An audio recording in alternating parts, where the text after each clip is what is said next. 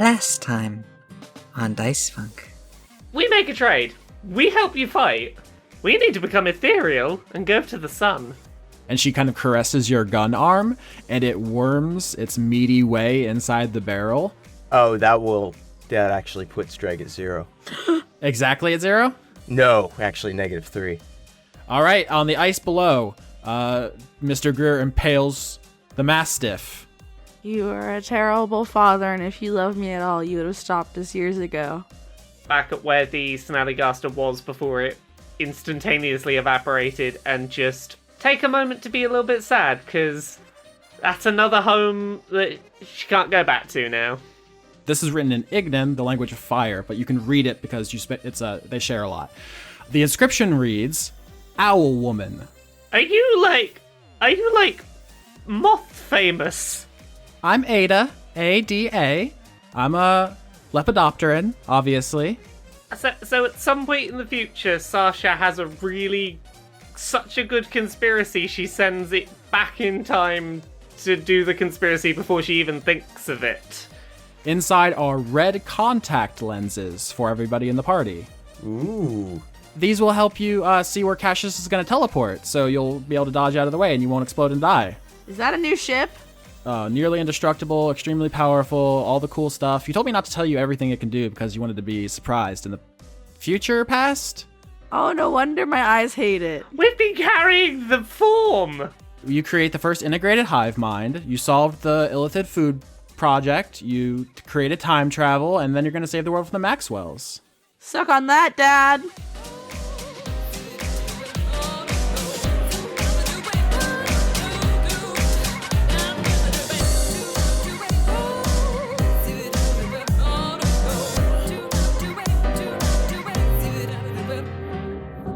Not as good as the 24 fluid ounces of ragu pasta sauce. An enthralling saga.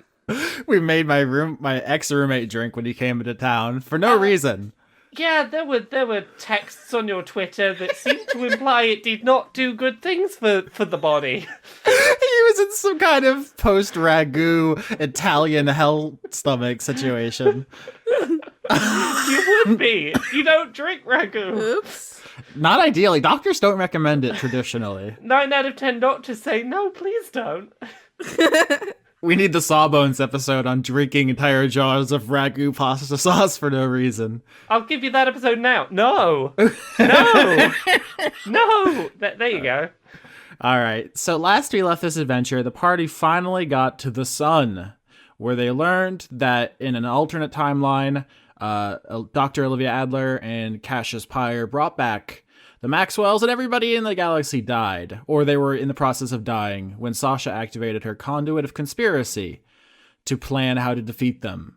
And you are all now living in this planning stage here on the sun. So you've met Ada, who is a lepidopteran, which is our word for moth people. And she is showing you around the Tsuchinoko, which is your new ship. Should I spell that? Tsunnichoko? Is that it? Tsuchinoko? She real. She big snake. She good big snake. Make friend with good. Just real fat and short. See, maybe this is why I won't be friends with the big snake in the sword game. I won't be friends with my big snake friends. If Tsuchinoko was in Sekiro, that would be game of the year, definitely. Tsuchinoko is an absolute unit. Yeah. Yeah, she is, and I love her. She has just enough room for one egg. One egg. That's a in-joke with me and Lauren. You're all welcome to be. You're all welcome to our egg joke. That makes no sense. No, that's just for us. It's because the tiny baby Tsuchinoko that I literally carry in my purse with me everywhere I go is about the size of an egg. So Ada showing you around the Tsuchinoko. She says, this is Dr. Adler's medical lab. Here's Sasha's library. Here's Babish's kitchen. Everything you asked for. Do you have any questions while we're here on the sun? You have a couple hours until the etherealness wears off and you all die. I've got some time travel questions because time travel there's a lot of ways that this goes in like films and stuff, so I just want to work out what time travel shit we're dealing with. How changeable is the future? Time travel is really complicated. I wouldn't get too wrapped around the axle on it. Here's the basic scenario. There are multiple timelines that are caused by decision points. So if there's a path and you could take a left or you could take a right, there's a timeline where you went left and there's a timeline where you went right. These are entirely separate existences that have nothing to do with each other, really. Synchronicity is not fate. It's not predestination. It's not destiny. You guys could all turn off your etherealness right now and you would die. You and all your friends could get on the ship and you could fly it into a black hole and you'd all die. There's no fate, there's no destiny, there's no predestination. So the hope is that by coming back here and telling us the information, that we will decide it's probably not a good idea to turn off our etherealness and die, for example, and we will hopefully trend toward the good river path. Is that about the gist of it? You should not make any decisions operating under the assumption that time travel will save you. Operate as if time travel does not exist. But also, don't ignore the knowledge that we know only because time travel exists. Don't ignore that time travel exists. Just don't count on time travel existing. No, my brain hurts. Yeah. Listen, time travel isn't new. It's existed all throughout history. Austin says, picking up the player's handbook. The time stop is a spell. The Illithids canonically have had time travel technology. Nothing's really changed except for the fact that you have a heads up that things are going to get bad, and I've given you ships. I've given you a ship and some contact lenses. Don't change your behavior too significantly. Don't think things have changed that much. Did future Sasha leave any notes? A journal, maybe? That's not how it works. No. Anyone else got any questions? That's me done. So what's your deal? What's that mean? You know what it means. No, I don't. So how did you meet me in the future? How did this? How will you meet? Where are you from? What's your sign, girl? Oh my lord. I don't know what you expected. You give me a moth wife. I've not given you a moth wife. Why do you just assume all female NPCs are a part of your harem? Because they are. Why did you not see this coming? The flirting did start last week. You know who I am. This Tenchi Muyo motherfucker on my podcast. Like, the only reason I'm not doing it is because she put a pink hippo dragon now in space, and I'm like, okay, I'm satisfied. It's cool. Big Star is going to raise his gun arm and he's going to be like, Big Star, here's a question. Big Star, I'm calling on you. In the future that this timeline is all from, are the rest of us still alive? Does that matter? Big Star would like to know if he is dead or not in the future, and if so, what killed him so that he may kill it in now to prevent it in the future. In honor of future Big Star, who died too soon. There are 900 Googleplex possible universes where Big Star dies, and even more where he doesn't. Do you have a list of all the causes of his death so that I may avenge him?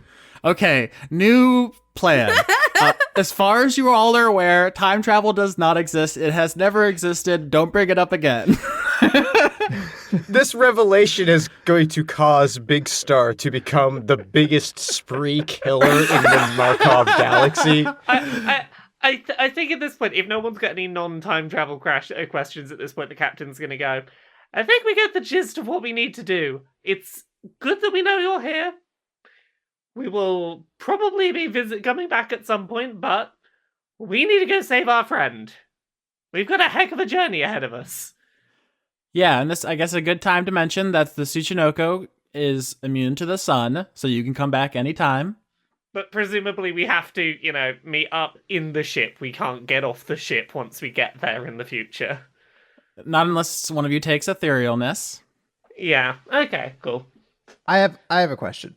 So, where do the Maxwells come from in the future where Cassius brings them back?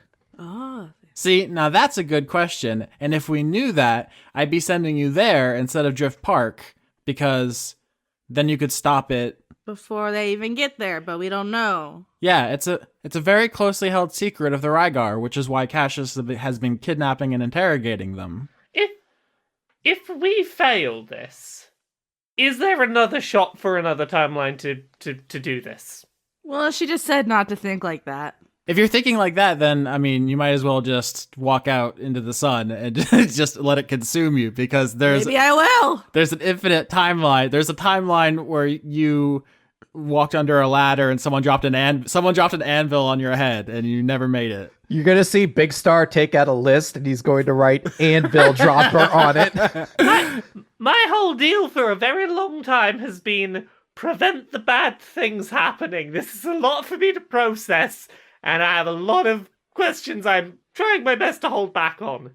Had you never considered that there are multiple timelines? Well, I assumed that had to be a thing, but I was trying not to think about it. I tried to assume it. Maybe it's a thing. Let's just not deal with it. And now it's a real thing, and it's in front of me, and I can't help but think about it, okay? Longtime listeners will know that Lauren destroyed an entire timeline. Okay, first of all, nobody would make a decision, and I did the best that I could. Uh-huh. I'm just saying, there's precedence. Oh, Sometimes you gotta make the decision. Okay. I have another question. Okay. Thank you, Big Star. You don't have to raise your hand every time. I like to be polite. I appreciate it. So, in this future, everyone is destroyed. Does that mean that potentially enemies of ours now could be allies if we inform them of the ongoing situation? I can send messages back to myself like, build a ship. I cannot tell you what is inside the hearts of other sapient decision-making creatures. I can tell you that decisions are the building block of time. At every point you can make a decision, you choose which links to forge in your timeline. And given enough perspective, you could follow the links back to see how you got here. That's how my power works. But Is there any manner of proof that exists that the future timeline happened? my power is to send messages to myself throughout my personal timeline. In the future, Babish, Sasha, and I will experiment with some time traveling technologies, most of which don't work, and the ones which do work barely do. Our only real success was the UFO, which is in your possession currently, but who's to say what will convince anyone of anything? There are people who believe planets are flat. Okay. I realize it would be comforting to have scientific answers which are confirmed to sway people. That's not how people work. All you can do is make decisions and live with the consequences. I love to live with the consequences. The tone of your voice tells me you do not. No. I have no other questions. I am ready to go. Yeah, we have supplies. At this point, there's a knock on the door of the Tsuchinoko. There's a knock on the door. Someone's waiting for you. We open the door. There is another Lepidopter in here. Oh yeah, what kind? Before the episode started recording, I asked Lauren about another kind of moth she would like to meet. So why don't you describe it to the audience, Lauren? I just looked up cool moths. Okay, take us inside your process. I googled cool moths. Uh-huh. And then I went to images. Uh-huh. And I liked the Io moth. That's I-O, spelled I-O. Yes. And it's kind of like the Luna moth in that it doesn't have a mouth. And it looks like a bird face, kind of. I think you're underselling it. It looks like an owl. It looks like an owl, yeah. When you look at it, especially in the dark, in the same way that owls are often mistaken for Mothmen, this moth has evolved to look like an owl. Some people just think owls are aliens. True. They do look like the traditional gray alien, as I think we discussed earlier in the season. But yeah, moths. I highly suggest y'all Google image search cute or cool moths, because it is just a delight. So this Io moth, which is yellow with red highlights, and on her back of her wings are what looks like eyes, but specifically when she holds her wings together, it kind of looks like the face of an owl. She walks in and she's holding something in her arms, which it looks like an undulating Is it a baby of some kind? I don't know if you want to just say that out loud. She walks in and she's carrying like a fuzzy football that's squirming in her arms. Oh yeah, that's a baby. What do you say that out loud? Someone walks in and you're like, oh, that's a baby.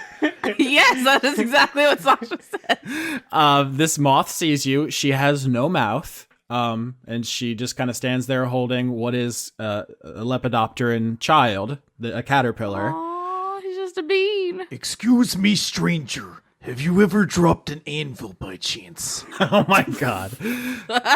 Ada shakes her head and holds out her arms to take the child, as she says to all of you, bastards, this is Lala. Lala, bastards. And Lala, Lala, actually speaks to you all with sign language, which none of you understand. Out of character, I do little bits. Can she like fingerspell stuff? I'll pick it up. Does tongues work for sign language? Sure does. Hell yeah, I cast tongues like a dope person. Okay, so Lala, the Io moth. Io moths are big, 4 arms. She's signing to you, and you cast the spell tongues, and so all of you can receive the meaning telepathically, magically of what she's saying. She's not actually using her voice, but I am going to communicate with you. She says, "Hello, nice to meet you." Hi, is that your baby? No, it's Ada's. Oh, Ada, you have a baby? Ada says, "Yep, I have an entire life outside of your shenanigans, Sasha." Wow, that's a cute baby. Do you think I just sat around all day waiting for you to show up? No, I just don't usually expect babies in space, I guess. I don't know. I don't want to do a lot of babies. All that's going through my mind is just like, do you think I waited around all day? No, I've been fucking. Getting nasty. Do you want to hold him? Yes. Okay. You're on some next level voice stuff tonight, Lauren. I just had a lot of coffee and a lot of Adderall. You're having a normal one. I mean, I guess this is as close as it gets. Sasha, Ada hands you the caterpillar, which is like half the size of your body because you're a pretty small person. Oh shit, I'm tiny. How soft is it? There are a bunch of different caterpillars. I did a lot of research about this. Some are covered in poisonous spikes, so not one of those. Some look like they're covered in jewels. Very interesting. Have you ever seen a jewel caterpillar? This one, though, is a big, fluffy, like a very hungry caterpillar. The cover of that book, if you've ever seen it. A little chubbo? Yeah, green, very fluffy. Basically a beanie baby. It's a big beanie baby. Oh, Tsuchinoko real. Oh, yeah, I didn't even think of that. It is kind of Tsuchinoko-esque. It is just kind of squirming in your arms, just like, does it talk? Caterpillars do have mouths because they eat leaves, so I think it's just probably just like burbling, just like, Oh, I love it. Ada says, Ignan is the primary spoken language here in Lepidopteran society, but since many of us don't have mouths, the most common form of communication is sign language, actually. Oh, I guess that makes sense, yeah. I feel like this caterpillar has to be the new crew member. How can we recruit them? Can't just take a baby on board. Yes, we can. Not a real one. Yeah, we just have to get that sign to hang in the window, and then it's all legit.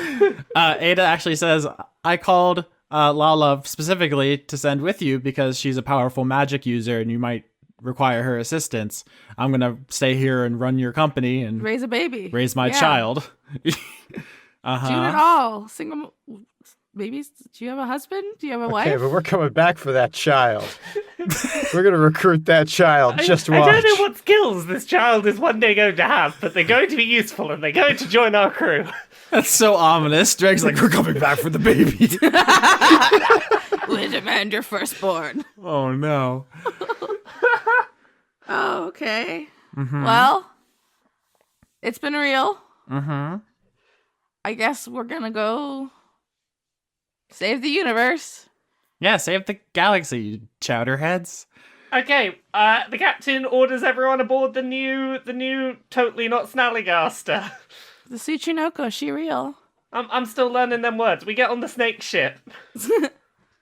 I want to haunt a trash can before we leave. Oh, fuck. Okay, Ada Scare says another person. there are actually some lepidopterans who don't want us having outside contact because we're very fragile and we value our privacy.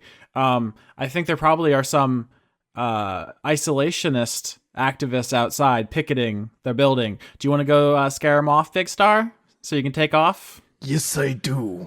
All right, haunt them up good. How do I haunt? What do I roll to haunt?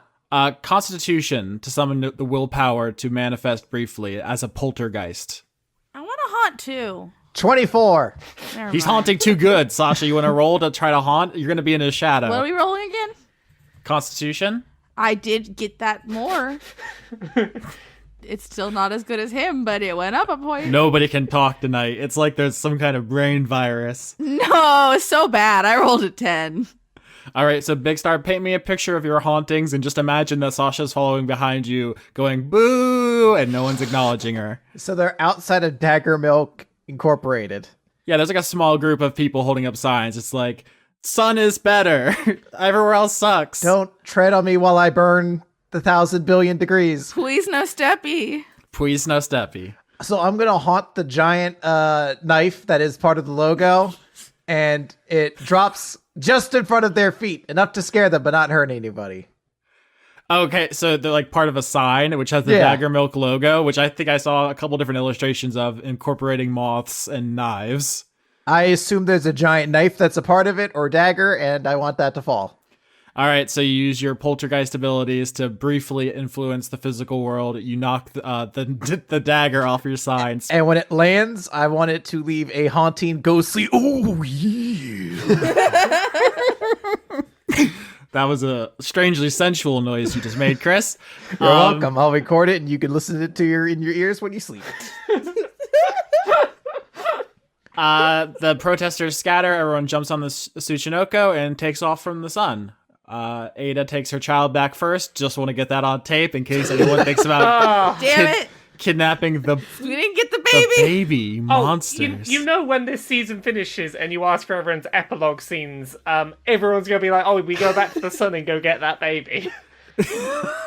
Just 4 scenes in a row. Because like epilogue scenes, you don't tend to argue with us when we decide on an epilogue, so we get Yeah, that like, baby. give me that baby.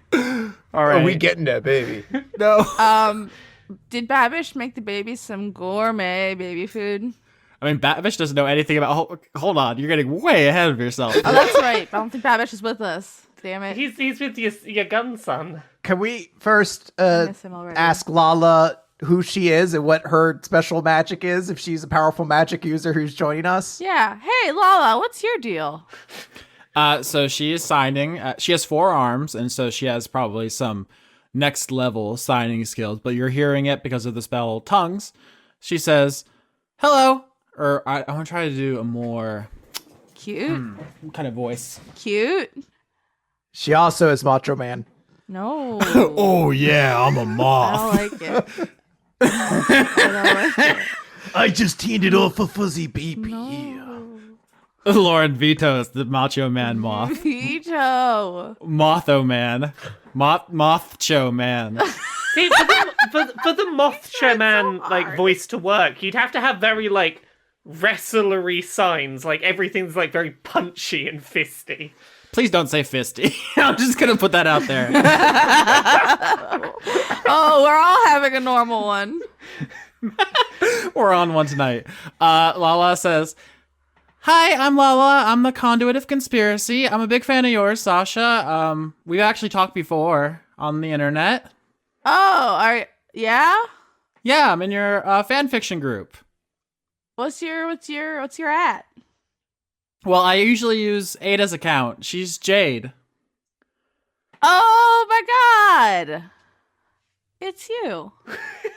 Sup, homie? Does anybody else on this call remember this detail from literally episode 1? Yeah, this is Jade who's in the Discord and whatnot.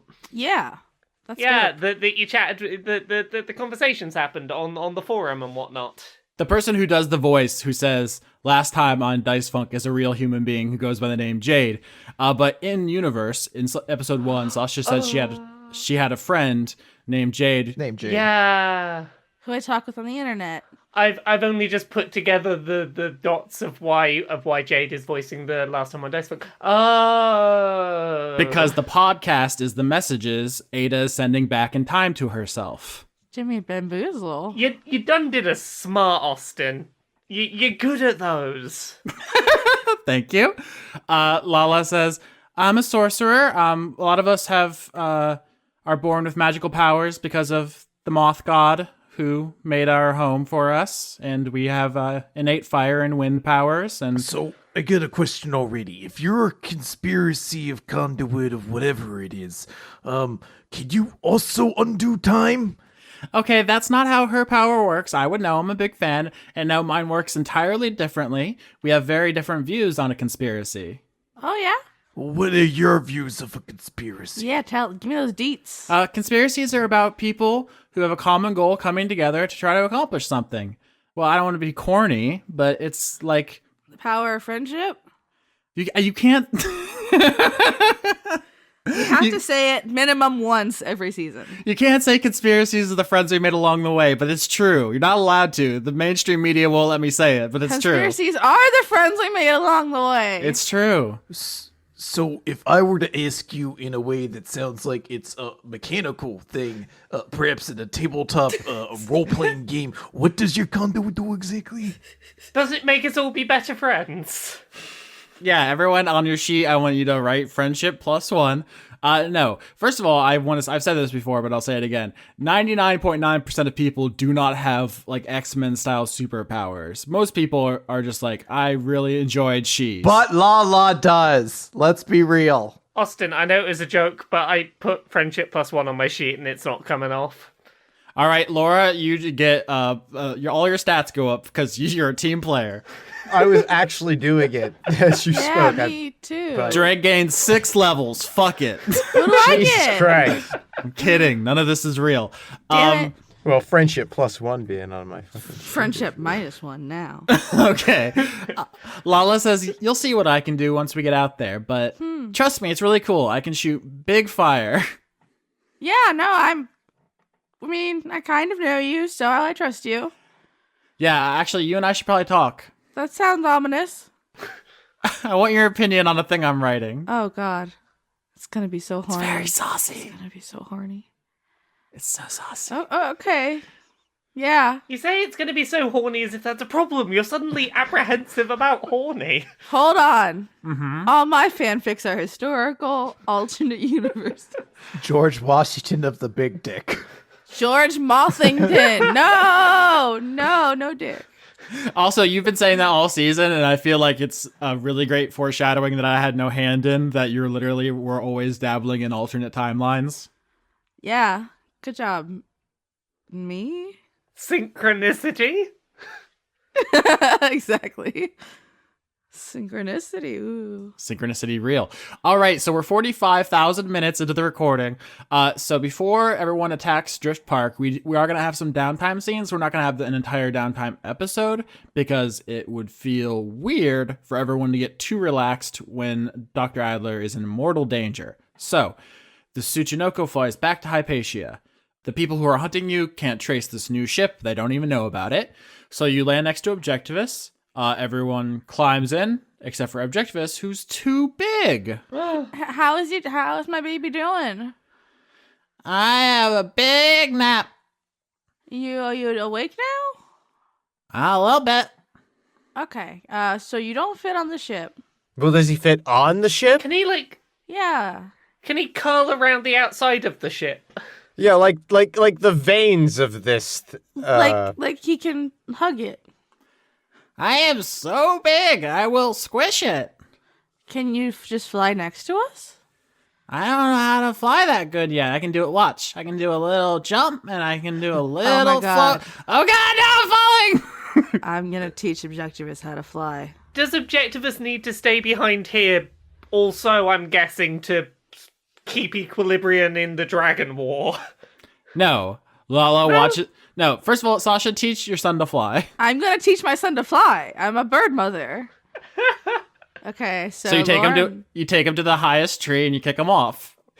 You Yeah, I'm like, okay, watch this, and then I do it, and then tell him to try, and he won't do it, and so I push him off, and then eventually he gets it. Can I assist Sasha in trying to teach? How? Oh, Big Star flies ships. Like he knows how to like build them, so he knows like a little bit of like engineering. So Oh, that makes sense because I'm a little tiny bird, and he's a big dragon, so I probably don't know exactly how I mean, if do. you just need help pushing the dragon off the mountain, Dregg might be able to assist with that. No, I think Objectivist can fall off a mountain perfectly well by himself. The issue is he doesn't have wings. He doesn't flap. So Sasha is not really helping there. He just kind of flies because sun dragons are magic and they can just fly. So he wills himself to. Think happy thoughts. Yeah, it's a Tinkerbell rules. Think a happy thought and wish it. Yeah. Could I try an Arcana check to know how those dragons fly? Oh yeah. Sure. I mean, doesn't he? He just has to believe he can. 15. Magic. 13, damn it. Magic. Fuck off. Okay, just like look at the stars and just like try and like shimmy real hard up at the sky. Just think about wiggling really hard. Think about swimming in the water, but do it in the air.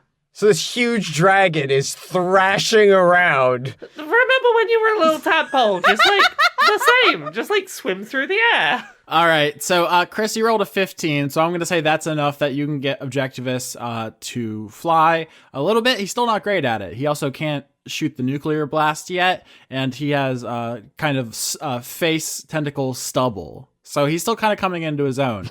Not a terrifying force yet, but he's going to try his best. Okay. Well, do you think it's better for you to stay here while you're still getting a hold of your bearings, or do you want to come with? Well, I am 150 million pounds of impenetrable armor, so I think I could probably be helpful. Yeah, okay, that's what I was hoping the answer was. Just, all right. just Austin, you're not gonna screw us over by taking him by making the Dragon War start because we took away the opposing force, right? If you murder my child. Because like I've worried about this ever since the Sun Dragon wasn't. I'm telling you, Austin. It changed hands. We'll talk about the battle plan specifically in a moment. I want to get everybody on the ship first. Okay. Oh boy, this has been a weird and rowdy episode. I'm in a good mood. I'm in a good mood. I apologize for my paranoia. For being too rowdy. Everyone's so rowdy. So how are you going to get Objectivists on the ship? Well, could just polymorph him. Let me check something Does he know quick. how to do that shrinking and becoming small thing that some of the dragons can do? Dragons don't learn how to shapeshift for about 800 years, I believe. Okay. So I polymorph lasts up to an hour. We'll get there before I'm assuming I run out of spell slots. I can cast polymorph and make him like normal, just like a mini dragon.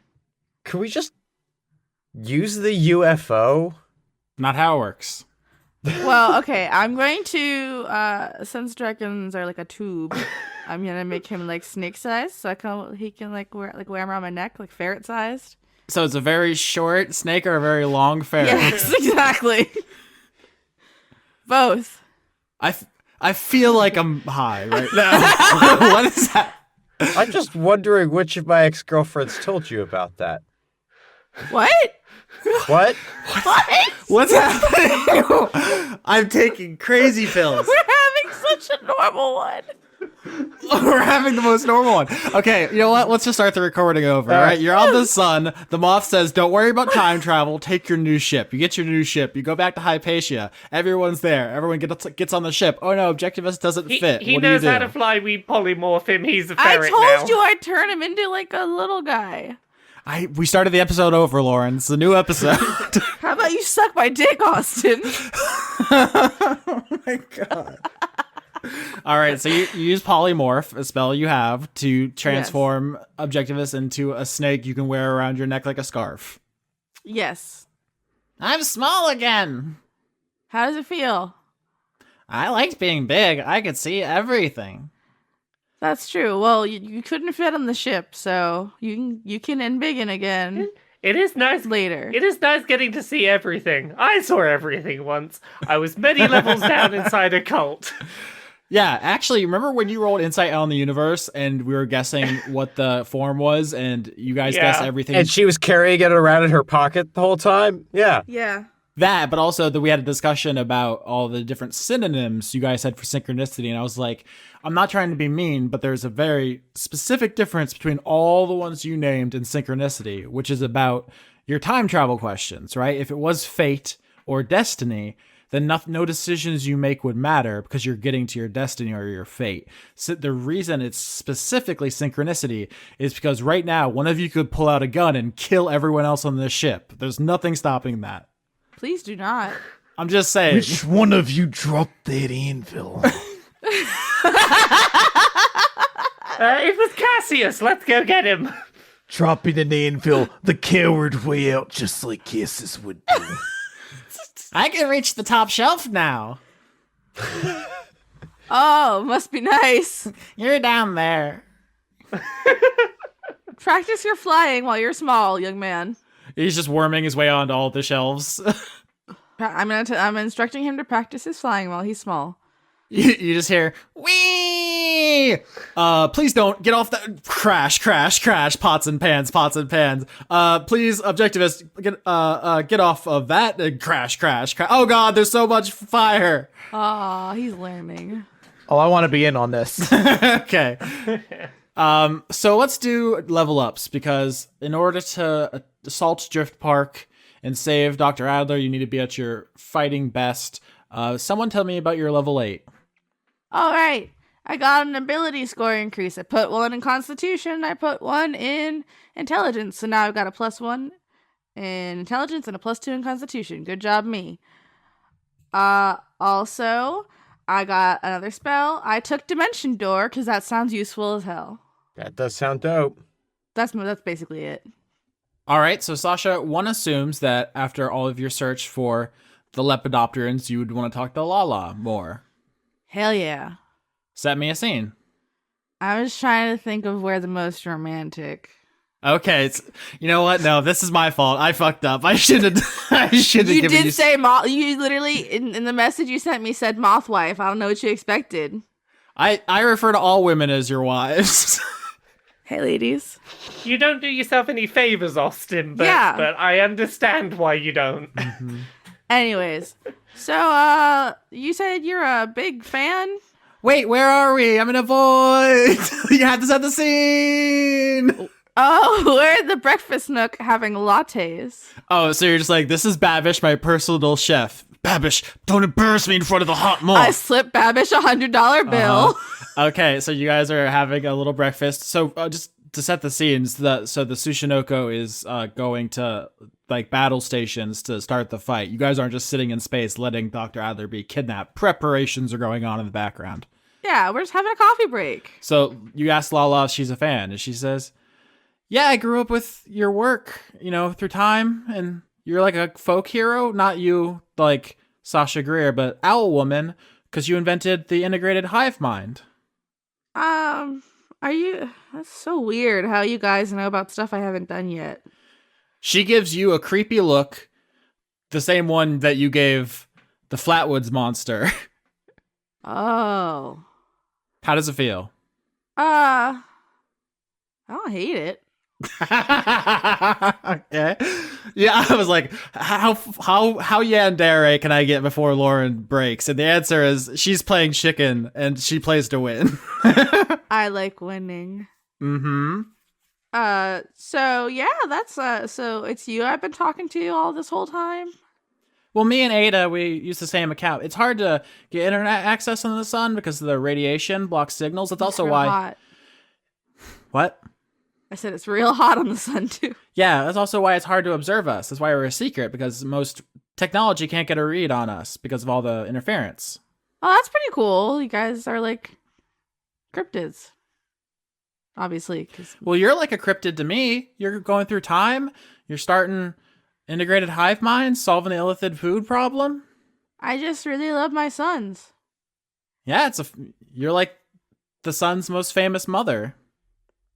That's not something I ever expected for myself, but that's pretty cool. Can you sign my wings? Yeah, sure. Which part? What's the equivalent of getting like the titty? the guitarist to sign your boobs? Yeah, you knew exactly where I was going. Jesus Christ. I don't know. The front part, I guess. The sexiest part of the moth wing, which is a thing I never really considered before. I'm just gonna. Yeah, okay. Would you sign my abdomen? I don't know. The sexiest part is clearly the tip of the wing. Okay, Laura, you're on sixth dimension horny thinking. I love it. I respect it. Yeah. Game recognized game. Okay. I sign it. It's weird, but I do it. Okay.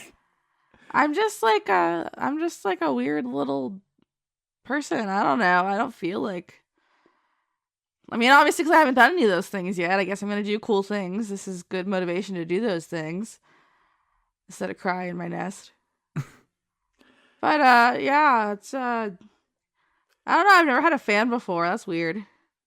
You have a lot of fans. She's just like signing very quickly right now, all four arms. Like, everyone loves you. There's a statue in the town square. Did you see? I did. Yeah, no, it's like I've never experienced that before. It's really strange. I don't know. Have you ever heard of imposter syndrome? I'm trying to think of how moths would feel about imposter syndrome. I never thought I would have to consider the psychological implications of imposter syndrome on the sun in the Lepidopteran culture. But a lot of moths use camouflage to look like other things, specifically the Io moth to look like an owl. So I think probably it's crossed her mind that feeling like you don't belong or that you're something you're not. Good season. Lala says, I don't know, I think you're doing great. Am I coming on too strong? Are you going to finish that? Can I tap that? What? What? Can you tap what? I didn't, what?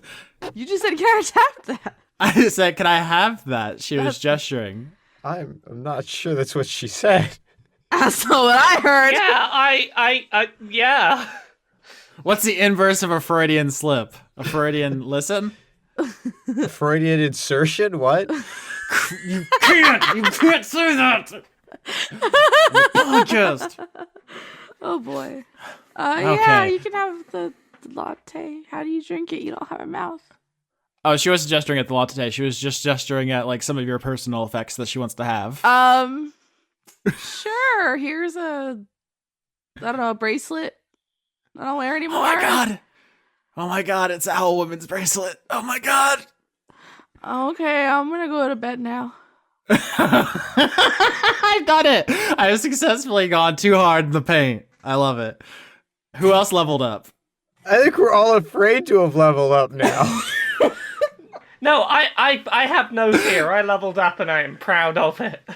Hell yeah. Hell I yeah. don't feel like I'm being that weird, but I okay. feel like I have an odd energy today, and I'm just going to embrace it and ride it because, make the best of it. I'm level 8 now. Liamoira is level 8. Not much happened. Ability score improvements, those are cool. I put 1 point into wisdom and 1 point into constitution, which bumped up their modifiers each by 1. That's great. 5 extra HP. I get land stride, which is a thing where if I'm going through difficult terrain, I don't get slowed down as long as it's not magic. So I guess that's cool. I get advantage on saving throws against plants that are magically created or manipulated to impede movement. That's very specific, but I have it now if anyone cares. I'm gonna have to create an encounter just so you could show that off. Oh yeah, no, give me some magical slow you down plants. I will just fucking kick through them now. Oh no, it's the veggie. Actually, I was gonna say it's the veggie aliens, but there's literally veggie-pygmies. We saw them in the first arc. Never mind. Yeah, no, bring some of them back just so I can kick them out of the way. Oh my god. But yeah, I got slightly more health and I'm slightly better at stomaching things and making wise choices. All right, Captain. I assume you want to spend time with Akara. Yeah, that feels like a good use of my time. Paint the picture. So because obviously Akara took a bit of convincing to join the crew because of the whole, death and things have happened, and probably gonna happen a bit more. The captain's just gonna like somewhere very neutral on the ship. I don't know why this is where I picture for every encounter for the captain. It's the on ship cocktail bar. Okay, when it's just going through cheers, all four scenes are going to be in the bar. Yeah, Half the ship is the bar. The Sushinoko is a flying bar. Excuse me, I was in the breakfast nook. yeah. Okay, well, the Sushinoko is mostly by volume food areas. It's like a food court. Yeah.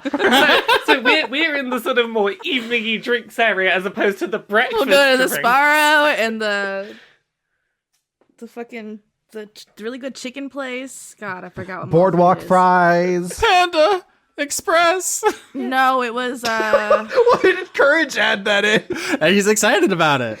He's like, love Panda Express. no, it's the Japanese restaurant where they give you so much chicken. Fuck, what's it called? Osaka? No. All right, Laura, Yeah. you are now in the bar. Yeah, so we're in the bar, and the captain's just looking for an excuse to have a catch up, and just sort of goes, I know I've been harping on about this a little recently. Thank you for coming with us. I know it is a bit of a. It is a shame that we drifted apart, and it's nice to have you back here. I'm a little scared about all the fighting that's going to happen, but, we'll have time to worry about that later.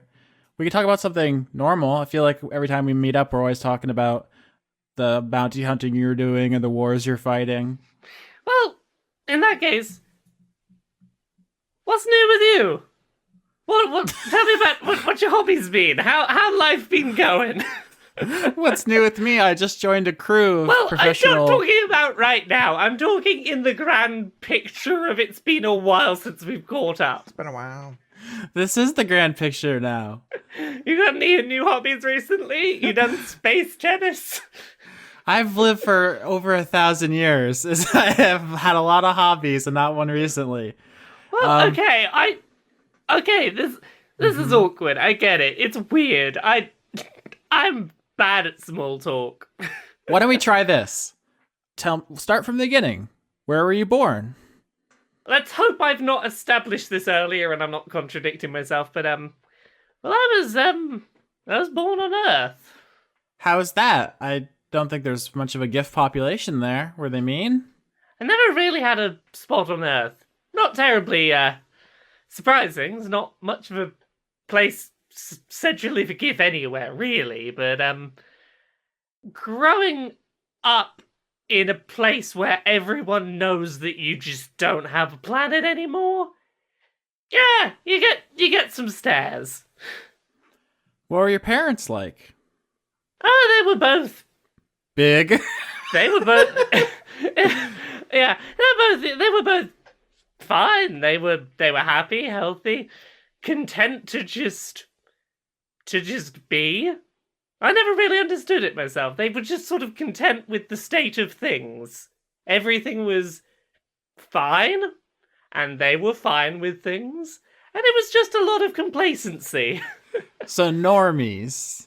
Yeah, they weren't bothered by anything and were happy for things to just be whatever they were. And it was like, I have zero complaints. They were lovely people. They just had no aspirations to ever do anything or go anywhere. People always say that, gifts are incorrigible soldiers marauding around the universe. It's kind of... I wish more people knew about the couch potato gif. Just kind of chilling out. Well, I don't know if my going and doing the whole bounty hunting thing is just because they didn't, and, teenagers just go, oh, I'm gonna not be like my parents, or if it's some inherent give thing, but... Yeah, my parents were just sort of happy to sit and watch the telly, and there was something in me where I was just like, this is not the life for me. There's people to see and places to go, and yeah, I just sort of got moving as soon as I could. The sitting around life was never for me. So you don't see yourself settling down on a planet and being a couch potato? You're just gonna die on the battlefield someday, you think? Oh, they did ask me a few years ago. Yeah,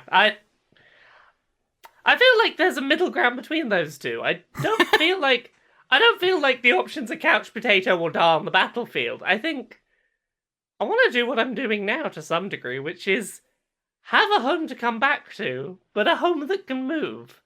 Basically the equivalent of, like, you know, we live in a caravan. Like, you have a place to come back to, but that place can move around. A house that's half Chipotle. But, like, no, you understand, right? Like, I think there's a certain degree of settling down that is healthy, but I don't want to pick one place and be there forever. Yeah, like a lair. I've had a number of lairs over the years. It's a thing. Yeah. I like the idea of just living in a moving lair.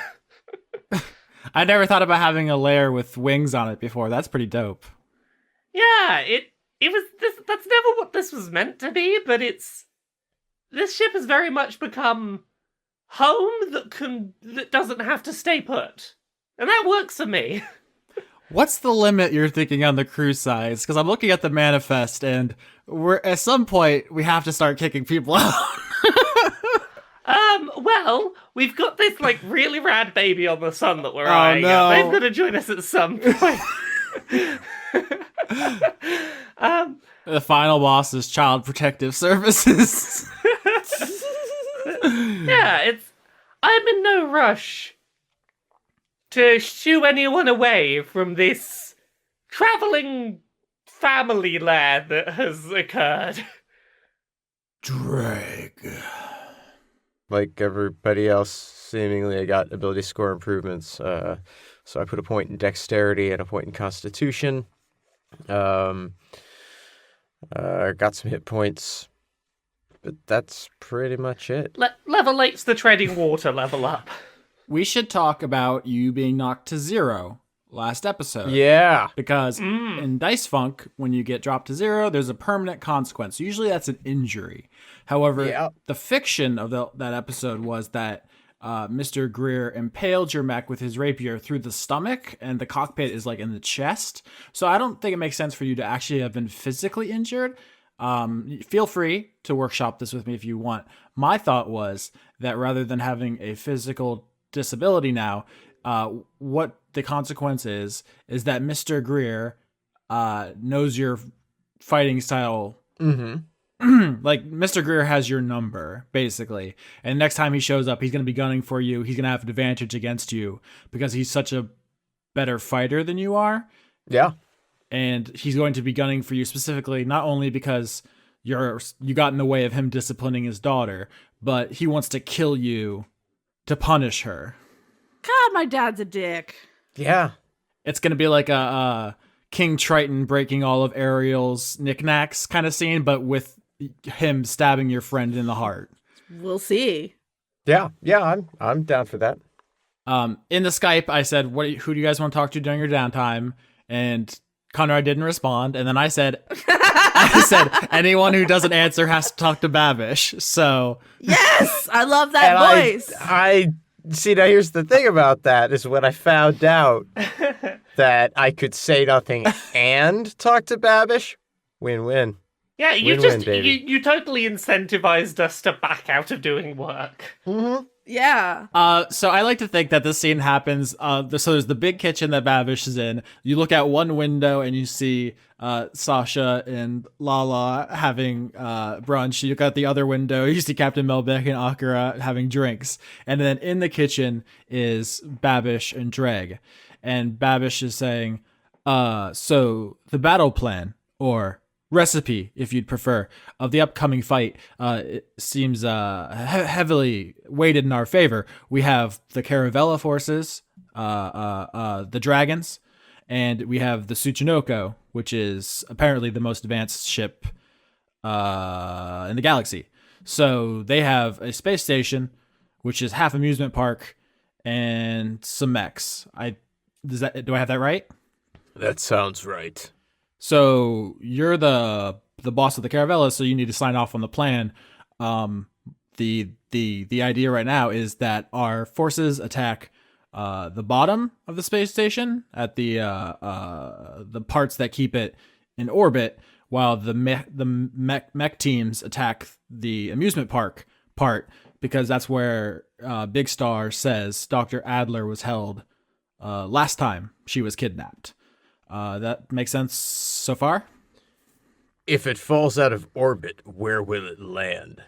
That's a good question. My understanding is that it will burn up in the atmosphere of Gloria. We're sure? Yep. It was designed to, in case there was a malfunction. Excellent. So, I just want to confirm, you want to go through with destabilizing the park? Yes. Sounds good, boss. Anything else? It seems like Objectivist hasn't mastered his atomic breath or magics, but he can crush with his jaws and flail with his tail. The Caravella fleet has many missiles and lasers, and Volhard's dragons have a panoply of breath weapons. So, firepower, just overwhelming. Do we have anything to concern ourselves with regards to interference from Gloria? Officially, Invicta is a hostile group occupying solitaire property. So, if anything, we'll be doing them a favor. They're only tolerated for political purposes. So, we will absolutely piss off the Sol government, but that's Volhard's problem. He's going to take credit for this. Excellent. So, Mech Team saves Dr. Adler, and all of the allies you gathered kill the bad guys. Yes. That's my recipe. I feel confident. Something will go wrong. Well, something always goes wrong. I do have one last thing to think about here, which is Mr. Grier has the conduit of experience, and he can't be damaged by things that have damaged him previously. I have a list here of things not to do again. Sasha's thunder attack, Dregg's physical attack, Steve Dave 2.0's physical attack, Big Star's cannon, and finally Sasha's dissonant whispers. Hooray! I can do what I want. All of those are off the table, but otherwise, green light. Thank you. Do you know how you would fight back if he comes for you? Not yet. Do you have anything you want to say to or ask Babish? Now's the chance. What's in the fridge? Apparently the Lepidopteran food was left on the Tsuchinoko for us to try. I'm interested in experimenting with some of their spices. As you can imagine, the sun is picante.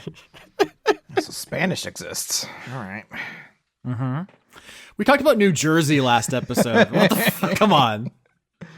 I'm surprised nobody called me out. I was like ready to come out gunning. Just be like, maybe there was a ye old kingdom of Jersey that the orcs founded. Fuck you. But nobody even tried to step up. So,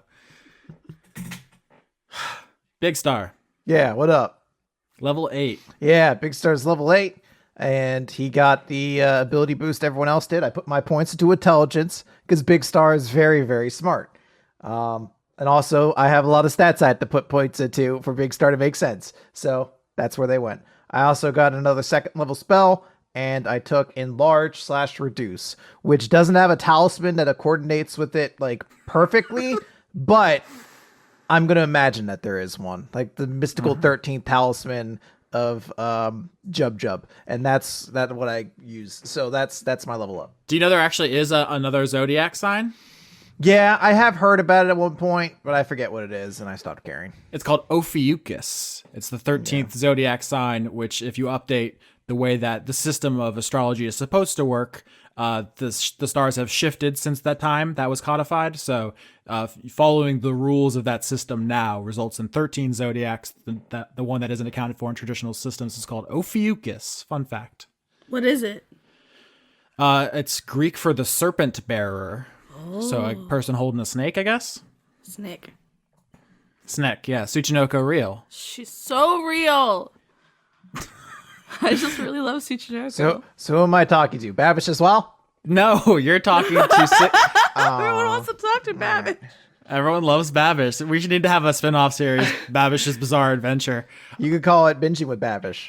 Even if I don't get to play them, I'm so glad that I accidentally created just like, oh yeah, that's the character. That's always how it works, is people latch on to the weirdest, randomest things. I've had to leave them go, but Babish, you are my baby, and I'm glad that you're doing so well. I'm proud of you. Thank you for doing well without me. It's like the baby that everyone suddenly decided it was the fated final party member. I'm thinking the Babish and not the baby. Gotta get that baby. Oh, I'd push Babish out of the fucking airlock if it meant getting that goddamn baby on board. All right, so Big Star, you're going to talk to your gunfuck buddy, Sigrid. That's what we are officially on Facebook. Spacebook. Yep. Where do you want to have this conversation? Well, because everyone took the 7 different food areas we normally go to, I imagine this takes place in the engineering area because Big Star is doing what he could to make good on his promise to build her a gun arm. Okay, so you're tinkering in your workshop, making her a gun arm, and she's like looking at you and like seductively like touching all of the buttons and levers and dials. Just like, ooh, what does this do? And you're like, please don't touch that. That increases the engine coils to a point where if it is too high, they will explode and send us into a black hole that we have just created. I should put a label on that one. Yeah, you should probably cover some of these buttons with like little glass flippy things. Yeah, that is a lot of work. It doesn't involve steel and lasers. Mm-hmm. Would you like an MRE? That is all I eat because all of the other food places are taken. Oh, by the way, it was Sarku, Japan that I was thinking of. Oh, the food, yeah. You only MREs. Here's a fun lore thing about Minotaurs and D&D is they were created by the demon lord Baphomet, and they exist only on like human flesh originally. They're like really, really evil. But obviously Minotaur culture has evolved over the centuries. So I do like the idea of you eating like dehydrated, what's that ice cream? Dippin' Dots. You're just like eating Dippin' Dots, and somewhere the soul of Baphomet, the demon lord, is like really peeved. Well, I also typed MREs into Google, and the first thing that comes up is called MRE Star with the big star logo, and I was like, it's fate. Big Star was meant to have it. So, yeah, I have to imagine the Tsuchinoko has like a big star on the outside. Is that the symbol of the group? Because we talked about the Bastards has the word star in it, and Yeah. Big Star has the star on his chest, and now Dregg's mech has a star on it. Is that just the symbol of the group? It is now. Can it be a star fucking a gun? No. Oh, I'm sorry. Now it's gone too far, Lauren. There's a baby on this ship, okay? No, there's not. We haven't taken it yet. Objectivist is still a baby. I like to think that the star is the group's insignia, but that Big Star thinks it's Big Star's insignia first and foremost, and that we, even though we had it before he joined the crew, that we somehow retroactively got it because of him. Of course the star is the symbol. I am the brightest light in the galaxy. So Sigrid says, I noticed nobody really took a second to think about our actions back on Hypatia. Does it not bother you that we killed Khajiit, who only wanted to save the universe from the Maxwells? It is a regrettable circumstance that happened. One that will likely have quite a lot of grave ramifications to it. I know you wanted to save your friend, but do you think maybe we made a mistake? No. I know that Olivia would not want to be a part of something. She wouldn't want to be saved, and the cost to doing it was taking someone else's life, and that was not what I ultimately wanted out of that exchange. I wish that there was a different way to accomplish this. Not that I'm not happy that Objectivist has his body, but the Sun Dragon is going to be looked at as a symbol of fear and hatred and prejudice because it was gotten in the same way that all illithids have taken bodies and created fears across the cosmos. Just question, I'm trying to remember stuff from previous episodes. Didn't Khajiit also want to do like some... Wasn't there an amount of genocide to his plan for stopping the... Yeah, he wasn't like the best dude. It wasn't just, I'm gonna go tell Olivia that like... She, like, you know, shouldn't bring the Maxwells back. It's like, oh, no, you're willing to blow up, like, lots of innocent people to get that goal. Khajiit was willing to kill anyone who knew the secret of the Maxwells to keep them from coming back. Although you are all currently on a mission, you're en route to kill a bunch of people to stop the Maxwells, which is what Sigrid's saying. Like, Yeah. you killed Khajiit to stop him, and then immediately took up the mantle of his quest. But, like, he could have told us what he was doing.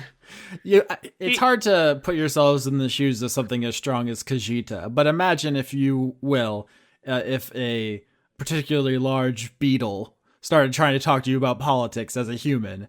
I don't think you'd be like super interested in their perspective on the events. It's just the scale is so wildly different. He's wrong for not seeing where sapient life. Shut up.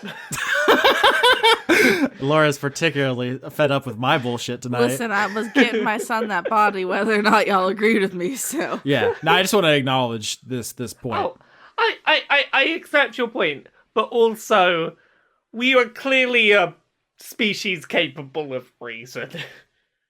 Big Star, do you agree with the disembodied voice of Captain Melbeck? I mean, am I supposed to respond to it as though it was in the room, like it was piped in over the speakers? yes, please. No, I mean, Big Star will say, he's like, It is unfortunate that Khajiit's pride was so great that it didn't allow him to see that our interests and his aligned in such a way that there did not need to be death, and understand that once the fighting start, it was a do or die situation, and I've been in many of those before, and I'll make the hard choices again and again if need be. Exactly. You would make the same hard decisions that Khajiit did.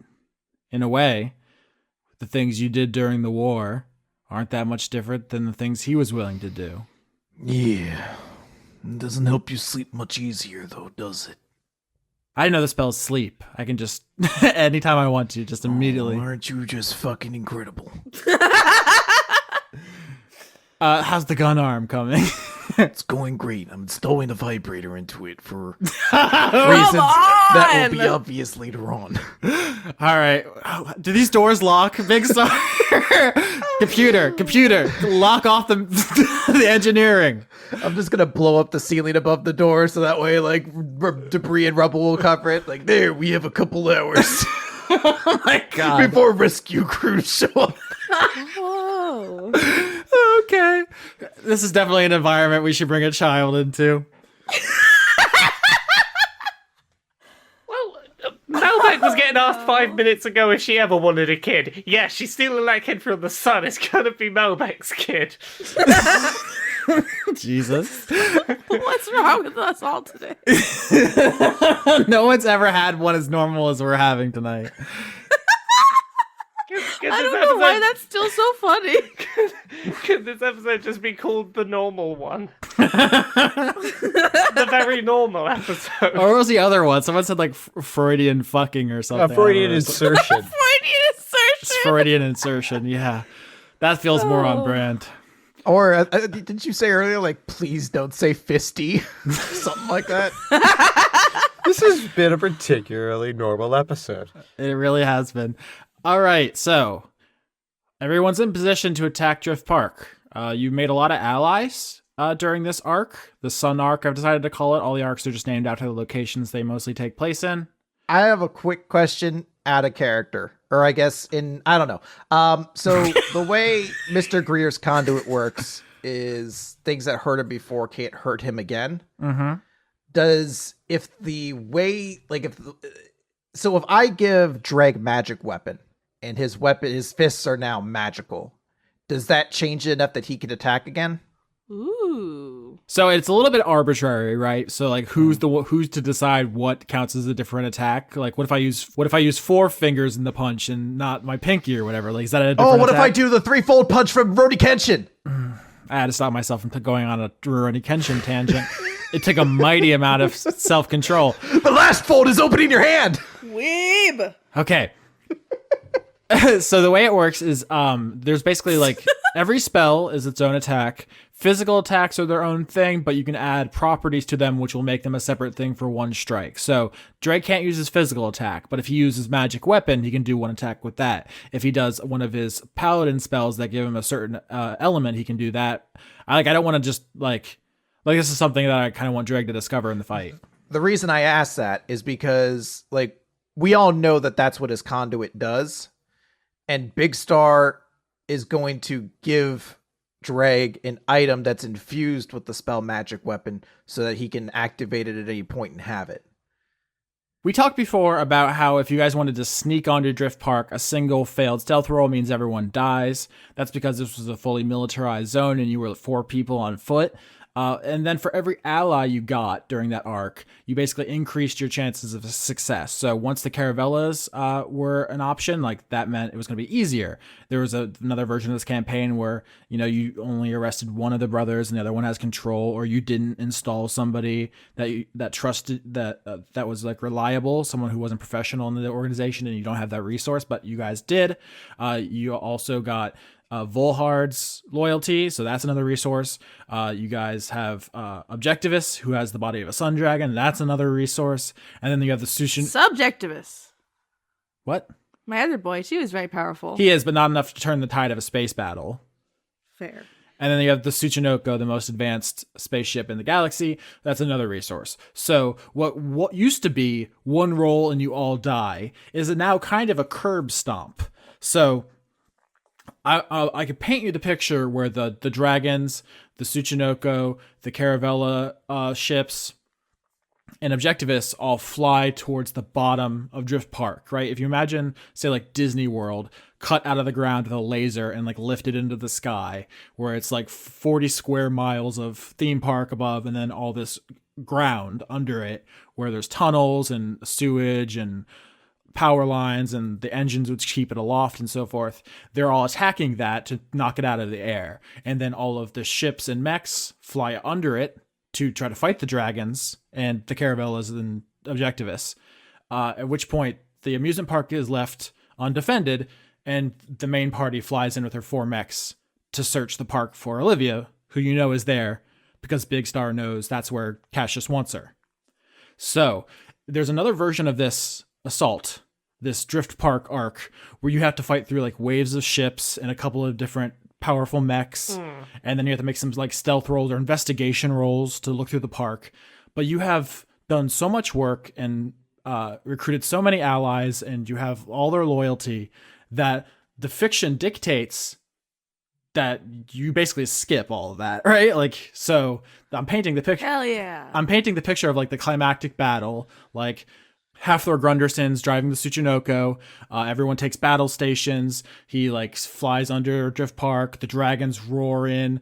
There's 24 of them. They all fly in. The Caravella's man of war, which opens up its doors and ships fly out of it. It's like an entire armada that you guys could have fought as a boss battle if you hadn't set a trap.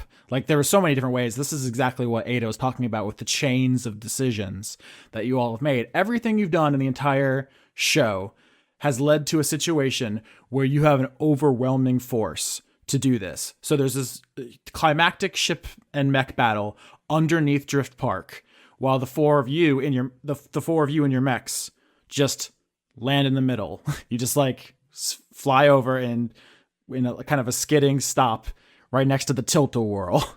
And I'm assuming there's no sign of Cassius and Olivia immediately obvious anywhere.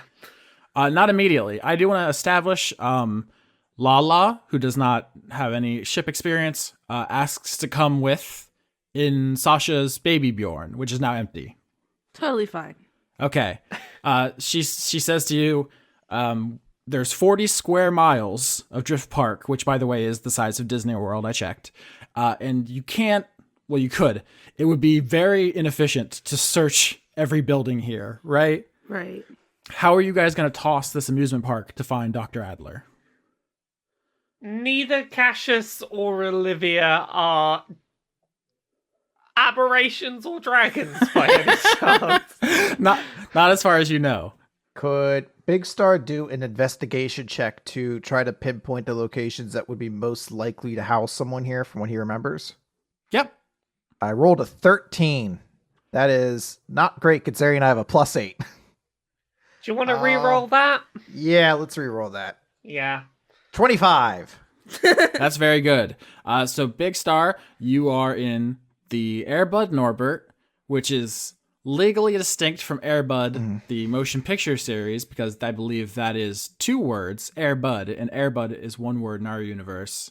If you're listening, Paramount's lawyers. It's also hyphenated with Norbert as well. Okay. And he's a very good dog. You know last time where Dr. Adler was kept. Have we established that? I know when Dr. Adler was brought back here, she specifically didn't want to go back to that area. I imagine, how a lot of amusement parks will have like medical like buildings, but they're very like kind of small and innocuous, so that They don't like freak people park out. people as they go through. Yeah, they don't recognize that there's like, oh, there's a doctor's office there kind of thing. Disney's it was Mickey's House of Pain is what we called it in the cold open. Well, I go to Hershey Park is like 20 minutes away from me, so all my equivalencies are chocolate related. So it's like the Choco Daco House of Reese. They got the street lamps with the Hershey Kisses and shit. Yeah, They do.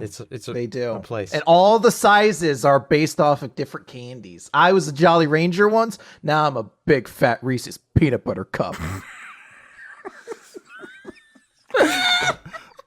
Okay. So Big Star rolled a 25. This isn't even D&D anymore. This is just all sharing a mental breakdown. With a 25, Big Star, you fly over to the Reese's Peanut Butter Cup House of Hugs and Kisses. Fix them ups. Yeah. You use your mech to peek in through the window. You don't see anybody. And then with a 25, I'm going to say you know well enough to intuit where Dr. Adler would want to be if asked. Mm-hmm. You know she'd probably want to be near water. Mm-hmm. There's some water rides here and some old wooden roller coasters that she's particularly fond of. Yep. So I will relay that information to the team. Mm-hmm. And then I'm going to stomp the House of Fix-em-Ups. I'm going to stomp it. Okay, you just crush a building. Yeah. Okay. We check them out. Are they there?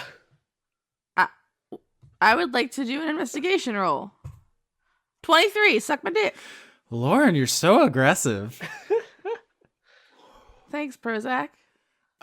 Okay, so Big Star says to the team, Olivia's not where she was kept before. She likes roller coasters and there's some water over here. Maybe check this. Sasha, you fly over in the Shiba Inu and you also peek in through the windows in your giant mech. I just like the mental image of you having to get down like on all fours to look in through the window because you're like 3 stories tall.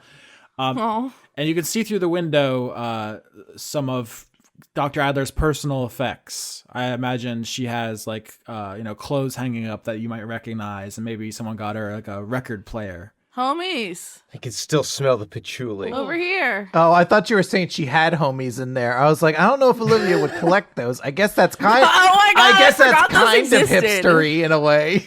Oh my God. Whoa, blast from the past. Can I roll insight to see if we can find anything out from her belongings there that would lead us further ahead into this? Sure. 21 for insight. So with 21, I think you intuit from her stuff being here that she was brought here. She was left to her own devices. You don't see any like restraints or anything. It seems like they just let her wander to the park, and she was not in physical danger during her stay. She's not in the building now, and you don't think that she was evacuated because your attack came very quickly. So you think she's probably around here somewhere. You just got to find her. Okay. Do I know where Cassius normally hangs out? And if so, I want to shoot a laser at it. Chris, what ride or building in the park would make sense for Cassius to live in? A small world, I guess? The Tower of Terror. So Hershey Park has this thing that is basically an enormous disc that just goes up a tower and then sits at the top for a while and then goes down. It's kind of like used romantically, like, oh, that's where you go. You kind of sit off on your own and then you kiss at the very top of it, sort of thing.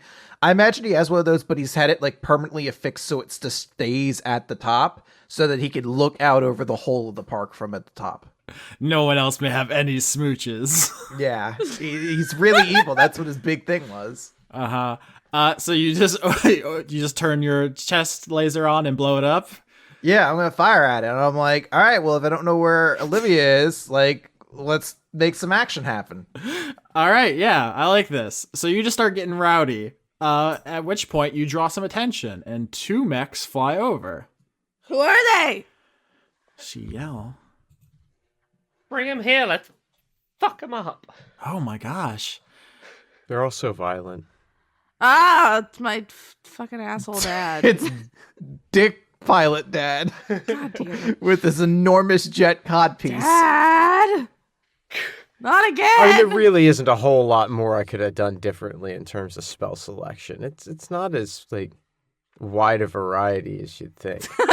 Austin, who we fighting? So my dad, and who's the second one? It's a big red shiny Is one. it Jacqueline? And isn't Cassius's mech big red, like a red wolfhound or something like that? The Red Wolf, yeah. Yeah. So, I think we found at least Cassius. So 2 mechs fly in through the smoke of the Tower of Smooches that Big Star blows up. One is the Crown NJD, Mr. Grier's luxury mech. It already has its rapier ignited as it flies in and assumes a fencer's stance. The other mech is the Red Wolf, Cassius's personal mech, the top-of-the-line military mech. It has 2 hilts, 2 sword hilts at its hips, which you know are like white-hot plasma machetes when they activate. The Red Wolf does not draw them at this time. Where is our science family friend? Wow. All of you receive a video call. Like a image appears in your mech, and you see a great horned owl who says, "You're too late. Why? You don't need to worry about that." Hey, how about I worry about what I want to worry about? Stop patronizing me, Dad! Don't talk to me like that. I'll talk to you however I want to. I'm a grown woman. This. All right, we're not gonna have this fight. Cassius, you scrub, come out and fucking talk, you bitch. What I think you need to understand here is we have an army here to kick your ass. Do you want to just tell us what we need to know, or are we gonna have to beat it out of you? I'm not gonna have this argument with you in front of everyone. This is your last chance. Get out of the mech and let's go home. These people are my home. Fuck you. You're breaking my heart, Sasha. I'm breaking your heart? How about you're breaking mine? Like, what? Why are you trying to contribute to this? It's so bad. I'm trying to save you. Save me from what? Yourself. How? What do you mean, how? What am I doing that's so bad? Treason. Because I didn't let them murder people? I'm not here to talk politics with you. It's not politics, it's ethics and morals, or just doing your best to be a good person. And thinking for yourself and not just doing what the government tells you because you think that they know what's good for you? No. How about doing what your father tells you? Maybe when I was like 5. You're still acting like you're 5. I don't think so. You're acting like I'm 5. Like, I know you're not necessarily going to believe us, but your daughter is going to literally save the universe, bring about peace, prevent everyone from dying. Like, you are about to be on the wrong side of history in a way that is going to cause so many countless deaths you cannot begin to imagine. Your daughter's going to be the one to save all those lives. The wrong side of history is just a thing losers say to make themselves feel better. It's not real. I want to cast a spell. I'm gonna cast magic weapon on myself. So I'm like, it's clear Big Star's kind of getting ready to start this. I want to talk to the Red Wolf. You do not get a response when you try to call the Red Wolf. Yeah, Cash isn't in there, is he? Why won't you talk to me, you coward? Mr. Grier says, "I'm sorry, Sasha." Just back off. Like, it doesn't. You can just go home. No. Go home and eat some seeds.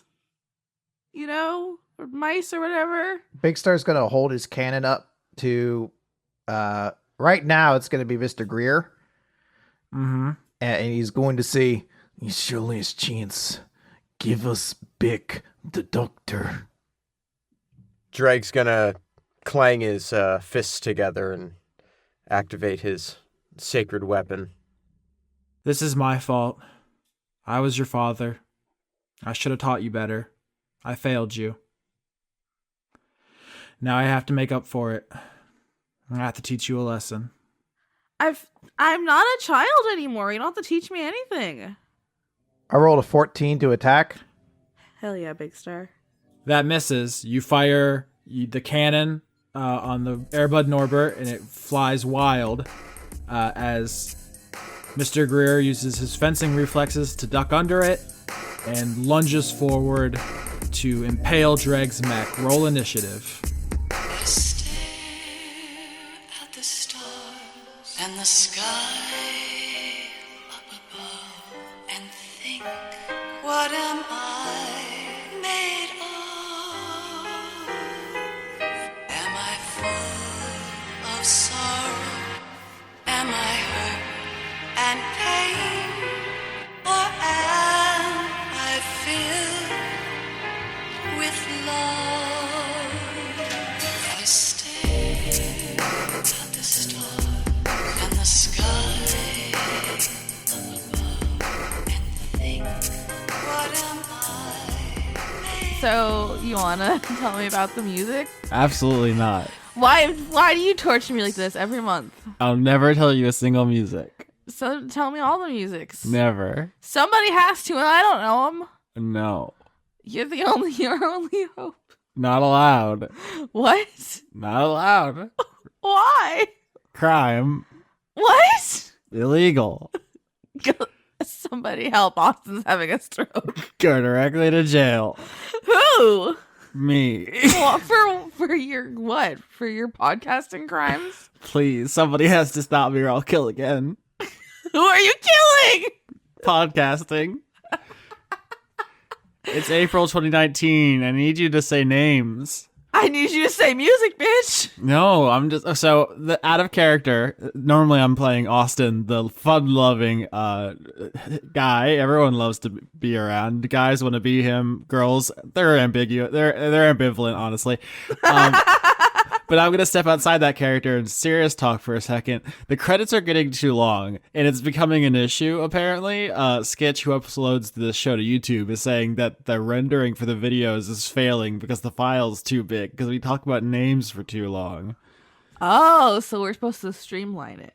Yeah, we gotta get it down to a smooth anything but 20 minutes. Please, God, oh God, please. Well, we're failing. We're 3.5 minutes in. We've done nothing. I recognize the irony of expanding the length of the podcast by talking about how it's too long, but the music credits are in the description of the episode. You can click the links. You can go right there. The people, Click the links, you bitches. just click on them. Of course, you know the.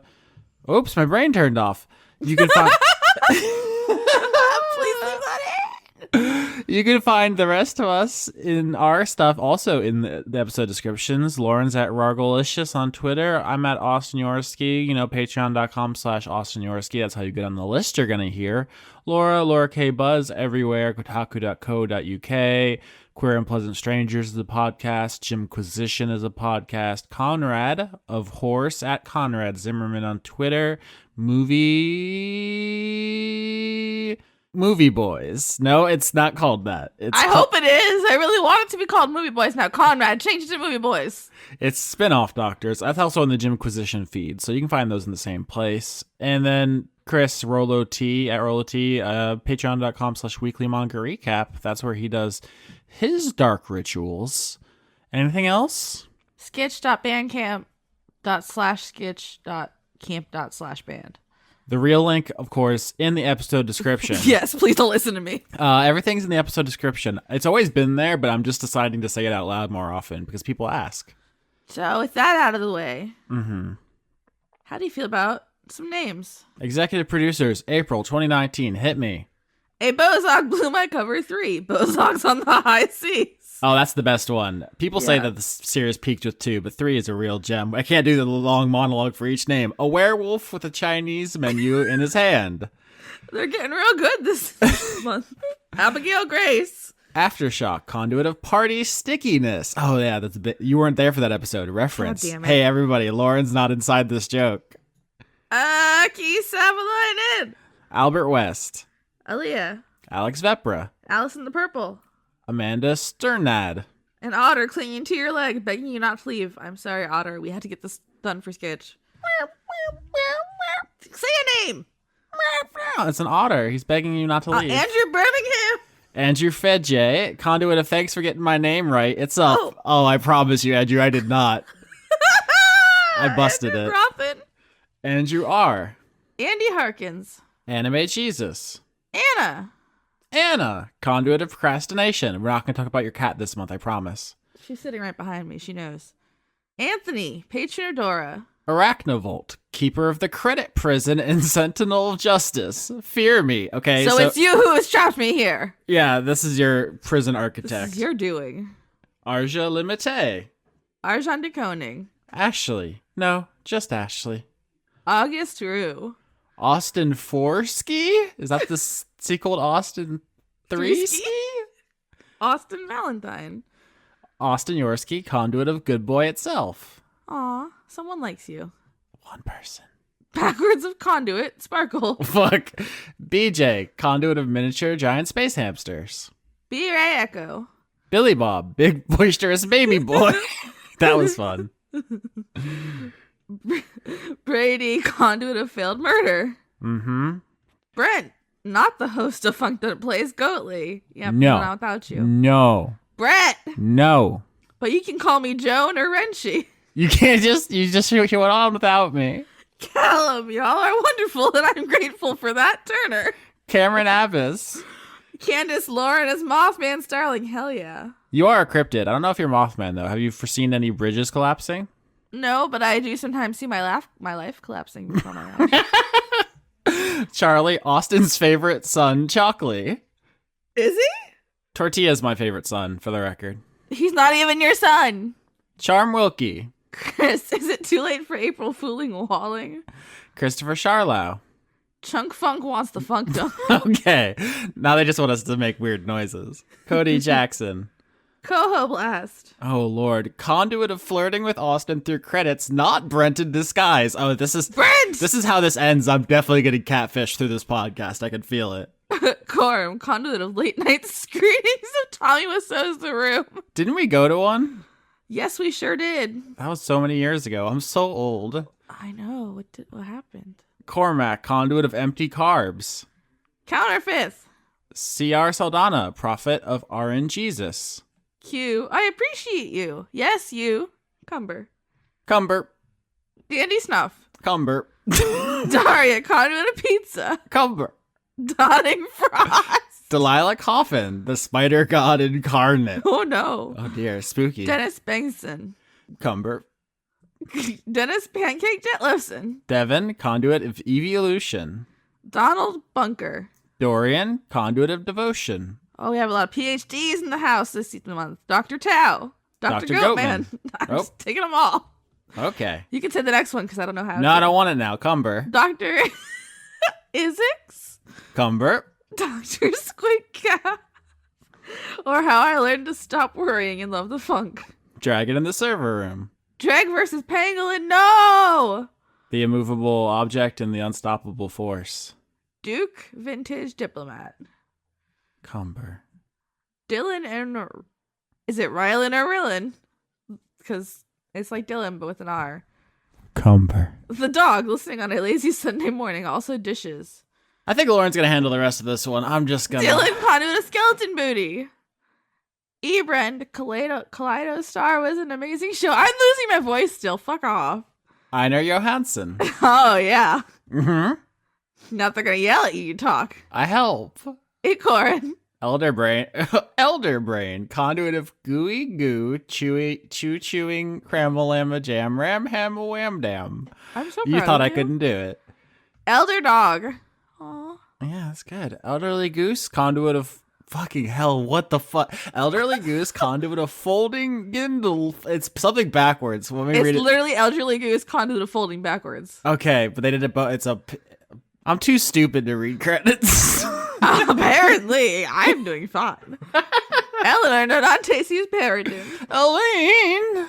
Elizabeth Jackalope. Emma, horchags are good. Moose ain't one. So what animal moose is still a mystery, but not a horchag. It's not a horchag. Is Moose A guinea pig. We'll find out Tell next me month. next month. Yeah. Emma Morant. Oh my God, Emma I Morant. lost my spot for a second. Indigo Van Dane. Come on! Error 800A03EA Microsoft JSkip compilation error. Please contact Bob. They can make you read anything, you know. I know. I'm just glad they haven't made it horny yet. Erwin Lalagadek. Which, by saying that, now they're going to do it. A terrible curse you've cast. I've cursed myself. Extellaris. Fabian got that dank. Hell yeah. Florian H. Francois V. Frank Sands. Grimlock. Guinevere Cummings. Guys, this has been a great season. Isaac, conduit of Gavel Gavel Gavel. Half-Lord Gunderson. First of his name. Born of Fire and Princess Ready. I should have just said his full name every time. I gave up on that joke, even though it came from the fact that my brother played a character with that extremely long name, and he insisted on reading it the whole thing every time, and it was extremely annoying, and I was going to do that to you guys, but I didn't have the heart to go through with it. That's very your brother. Harley Astor. Harrison Andrew. Hedron Master. Him's penis broke 3. Him's new PP. Is that a Very F. She did say I would like her name. Is that a sequel to Him's Penis Broke 2? Electric Boogaloo. Yeah, everyone's on this 2. Or everyone's on this 3 shit. Okay. Hunter Howland. What? Hunter Howland. You skipped one. Oh, I did. How do I make friend? Regards, conduit of social faux pas. Just yell at them till they like you. That's what I do. Ian Morgan. Ingmar Grimon. Isaac, conduit of Fish Shark Marketing. Nope. Evilician. Sure. Mm-hmm. Some symbols? Yeah, just say symbols. Either someone What? deliberately made something unpronounceable, or the PDF conversion ate it and spit it back out like gibberish. It looks like backwards kayak, but with a weird, I don't know, man. James Neely. I'm so sorry. If you did that on purpose, I'm not sorry. Mm-hmm. Jamie, third strike. Everyone is on that 3 shit. Janiac, conduit of queer and pleasant strangers on SoundCloud. Oh my god, Jasper giving you that ooh sensation. Hell yeah. I was just trying to think of a Street Fighter joke for the Jamie third strike, and she just bowled on ahead. You told me we have to make it faster. We do. Well, I can edit it out. Fine. J. Logan, conduit of queerness itself. Jayish Wizard, the Wizard of J. Jealous goddess cosplay. Jeff Clark. Jen. Jess. John Kerry, but not that one. John Potts. I thought we were going to do that anymore. So we're gonna do it every time. Oh no. John Barnett.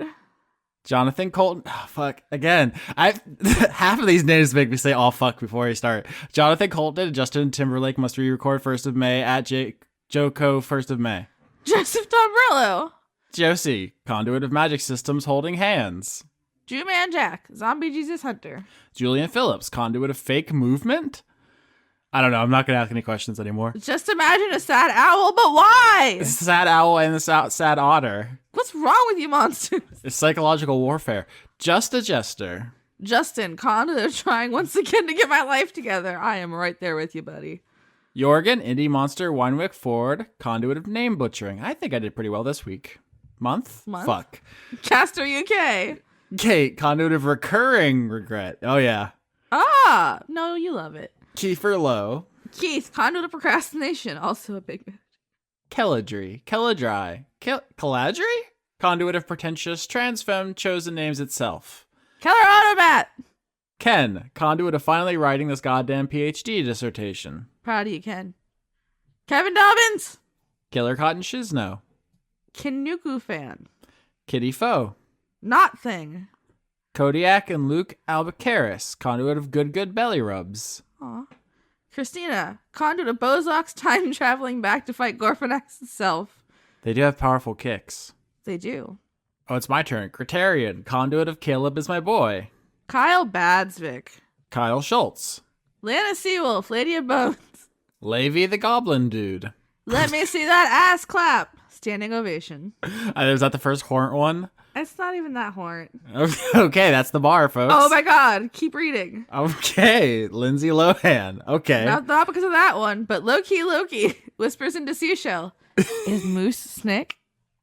the Moose saga continues. If everyone in the whole credits asks what moose is, eventually we'll, by process of elimination, discover what animal. So this month we have Snick, And guinea pig. Does that work spoken? I realize in Snake. text everyone can recognize it's snake, but It's snake. okay. Ludovico Limited. Luke Powers. M. Joe. The Cult of Gorfanax. Master Rink thinks drinks are an... Oh, Jesus Christ, banana sauce. Master Rink thinks drinks are in order. Matt Lackitz would like Mothman to remove his minions from my wardrobe. Is that where he keeps them? That's where they go in my house. Matt Luce. Matthew B. Hare. Matthew Schultz. Moxie Firewalker, Conduit of Determination itself. Maximum Side Boob 2, Electric Boogaloo. No, Boobaloo. Fuck. Boogaloo, you fool. My mouth is so bad. Majin. Melbent. Melbent. Guys, Lauren's having a normal one this month, and I cannot keep up with it. You can't keep up with my good brain energy. Melissa Nielsen. Mel Tish, Conduit of Bad Jokes. Mel Tyke. Fine. Michael Groman. Michael Hall. No, now it's a competition. Michael Minkler. Jeff Goldblum voice. It's my birthday. Michael Happy birthday, Minkler, Michael. kind of Jeff Goldblum voice. I beat you. It's my birthday. It's my birthday. Midlife Stasis. Miko from Finland. Miles Funk, the Dice Punk, and Rose, who is not an afterthought. Okay. We must have called him out last month. Yeah. Sorry, we didn't mean to be like that. Morgan Morgan Rapp. Rapp. Nope, Morgan Rapp. Mr. Willie Phoenix, Steven Lesbian Seagull, Pooh Bear Shaker. My Valentine is postmodern artist Cy Twombly. Nanita and Neeskins. Nathaniel Homan. Nicholas Dominic. Nicole Woodruff. Nina Person. You're not a snake. I am. Knock knock, who's there? Interrupting Bozog. Interrupting Bozog. Lauren. Nope, let's try it one more time. Knock knock. Okay. Knock knock. Who's there? Interrupting Bozog. Interrupting both. Ah, I interrupted you. you did, thank you. Notorious, unemployed conduit of lugubrious itself. I really like the next one. Oi, Austin, when I eat that ass, should I use a fork and knife? Please do not put that anywhere. Please don't put any knives near the ass. Yeah, not ideal. Some people are into it, honestly. No. Paye Rajberg. Rob Zherg. Pixel Fool. Hmm? I miss Paul Mullen. Man, I have bad eyes. Are we losing it? I mean, we are always losing it. Paul Mullen. Pixel Fool. Preston Bowers. Oh, god damn it. Pruitt Holcomb. Puck, I told my parents I liked a podcaster and they said knock it off. That's not how this works. Rain Raven. Mm-hmm. Random conduit of Would You Like a Hug? Yes, please. Razumi Yazera. Robert Dakin. Robert Ecaf Baker, make 2020 the year of the Bozog. Am I losing my voice? Are you? I did two big scream. I did a big Bozog scream. Are you alright, buddy? S. Kearney loves all them dragons. Salad Child. They're so horny. What? Salubrious Tim, conduit of safer work Sasha-based fan fiction. I really appreciate that. Sam Zadanowitz. Sean Lyons Burke. Sean, the host of Funk Dunk Plays. Simmons, conduit of being corrected the first time. Shane Sedgwick. Shane Ware, I'm turning 29 and my son is turning 2 this month. Wish me, I'm assuming luck. Just anything, really. Continued success and happiness and joy. Yeah, not bad stuff. Shocking Link, yeeter of Ant-Man up Thanos' ass. Well, okay. Sir Octopus, conduit of chivalrous cephalopods. Slime King Mike, conduit of Bad Boys. Whoa, powerful energy. Socialism is party cohesion plus Soviet power. Fuck me! Sphincter Spankenstein. Starlight Glimmer did nothing wrong. Stephen Latour, Sydney Marsing. There is this hype for Borderlands 3. Terra, conduit of terrible puns. That's so good. The cast of Dungeons the Gathering. The conduit of horny voice. No, hold on. You have to do it in a horny voice. The conduit of... No, I can't. Yep, you always said it. You know you can. I know I can't. Yeah, we all heard it. No. I'm gonna bass boost it. I'm gonna make a Nightcore remix if you don't do it. The conduit of horny voice. The ghost of Canadian Prime Minister Lester B. Pearson. The Hassels. The Jade School of Ass-Based Fine Dining Cuisine. All right, that's the horniest one so far. There's a murderous penguin who secretly lives in your sock drawer. The Possum Kingdom Liberation Insurgency. Oh, fuck. They're rising. The Precursor. The Unitarian Universalist Congregation of Marietta, Georgia. Theodora, conduit of yes, that's my actual legal name. That's dope. Tim Lutton. Toby Gleason Stack. Too tired for a joke name. Honestly, I've never felt anything so powerfully in my life. I'm so... Tortilla the cat. Conduit of denial, anger, bargaining, depression, and acceptance. Don't put that on Tortilla. Tortilla's beyond such petty things as emotion. Toshiro Koru, conduit being back on one's own bullshit. Big same. That's us for April. Trace Marsing. Transient passersby. Trevor S. Shit, it's last minute. What's a joke? we don't. Okay, Trevor. We don't know either. Honestly, you could tell. Shanus, Shard Point's professor of astrophysics. Vigor Arnston. Victoria Melito, the conduit of quietness itself. Vinny, conduit of sleepy bitch disease. Oh, dude. Big mood. Vizzy Huggles, keep up the great work, y'all. When there are no gods left to kill, a dragon will do. God, the fans love you so much. I'm jealous. I feel like they love you too. Ziphosaurus. Zach Crenshaw. Z23619, conduit of ambiguous number sequences. I see what you're up to. No, I don't. Zun and you. Thanks for playing. I won, for the record. Someone go in and tally how many names you read. I feel like I won because I nutted up and did the sexy voice, so. I'm just sorry, I'm just a remix of you saying I nutted. Do it, please. Please turn that into a disco fucking song. I nutted. Join me. Who amongst us does not like to nut? Does not enjoy a good nut. Okay, I think we're done now, right? Podbean, iTunes, Google Play, YouTube. Oh, I thought we already said all that. My balls. YouTube your balls? Do not YouTube the phrase my balls. Don't listen to her. What the fuck?